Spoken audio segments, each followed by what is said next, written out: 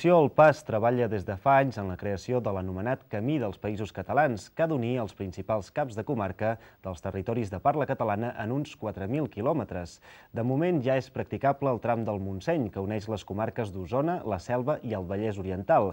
Properament també estarà acabat el tram de la Garrotxa.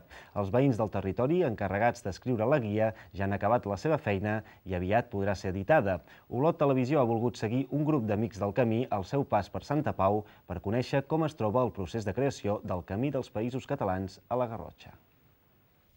Aquest grup de persones recorre el camí que va del nucli de Santa Pau al volcà de Rocanegra. És un dels trams del nou Camí dels Països Catalans al seu pas per la Garrotxa.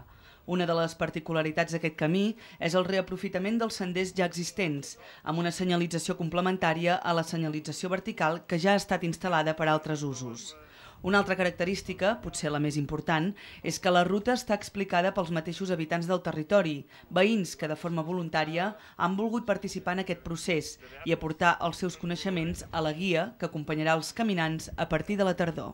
Un dels pilars d'aquest projecte és la participació de la gent, perquè nosaltres diem i volem que el camí sigui un camí amb esperit i perquè ho sigui així, la gent se l'ha de fer seu i l'ha de fer. I això vol dir que nosaltres, a partir de les reunions socials que fem a cada poble, llavors amb la gent que assisteix, que tant pot ser gent d'entitats, de partits polítics o gent a títol individual, llavors es posen en comú els atractius, els punts de valor de cada municipi i la gent que ho vol escriu els continguts que apareixeran a la guia referents al seu municipi.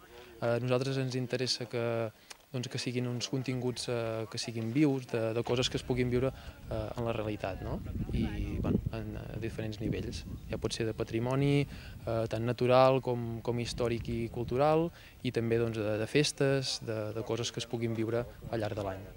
Aquesta informació és difícil de trobar encara que busquis en guies, perquè esclar, és sota una perspectiva de vivència i això genera la possibilitat de tenir una informació local de punts, de coses de molt d'interès, ja siguin històrics, ja siguin de caire mediambiental, sobretot el que és el tema de la vegetació, la fauna, que són els punts que tenim forts aquí del paisatge, i això és un fet bastant rellevant dintre del que és això del camí.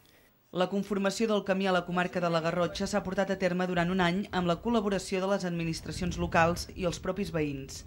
La darrera reunió participativa va tenir lloc fa un mes a Mieres, punt en què s'inicia aquest camí a la comarca, que continua per Santa Pau i Olot i que també compta amb un brancal alternatiu per Sant Joan, Castellfollit de la Roca i Montagut i Oix, per després enllaçar amb el Ripollès. També hi han col·laborat diferents establiments que esperen que el Camí dels Països Catalans atraigui un major nombre de visitants. Els agrada molt a la gent a fer un camí d'aquests d'aquesta zona volcànica, però la gent els agrada molt i molt perquè venen gent de per tot arreu fent aquests camins d'aquests que fan la travessia d'aquests GRs que travessen per aquí, doncs hi ha molta acceptació i passa molta gent.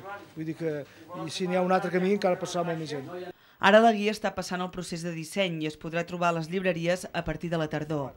Mentrestant, es procedirà a senyalitzar el recorregut, una acció que el PAS considera que també ha de ser participativa i convida tots els veïns dels municipis implicats. Els interessats a saber més sobre el Camí dels Països Catalans poden trobar informació a la pàgina web www.elcamí.cat.